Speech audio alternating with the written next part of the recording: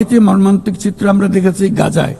শিশুরা না খেয়ে অকাল মৃত্যুবরণ করছে, বেসামরিক জনগোষ্ঠীকে নির্বিচারে হত্যা করছে, হাসপাতাল স্কুল সহ একটা গোটা জনপদ নিশ্চিহ্ন করে দিচ্ছে।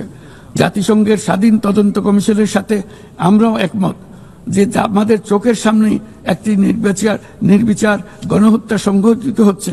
আমাদের দুর্ভাগ্য যে মানব জাতির পক্ষ থেকে এর অবসানে আমরা সর্বোচ্চ চেষ্টা করছি না এখনো। এই অবস্থা চলতে থাকলে ভবিষ্যৎ প্রজন্ম ও ইতিহাস আমাদেরকে ক্ষমা করবে না।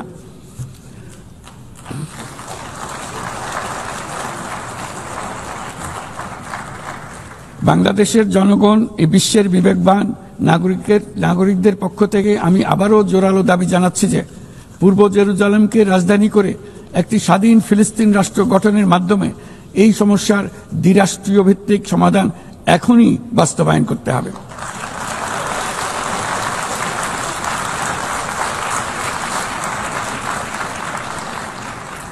শুধুমাত্র 1967 সালের পূর্বের সীমারেখার ভিত্তিতে যেখানে ইসরায়েল ও ফিলিস্তিনের শান্তিপূর্ণ সহাবস্থানে থাকবে, তখনই ন্যায় বিচার সম্পূর্ণভাবে কার্যকর হবে।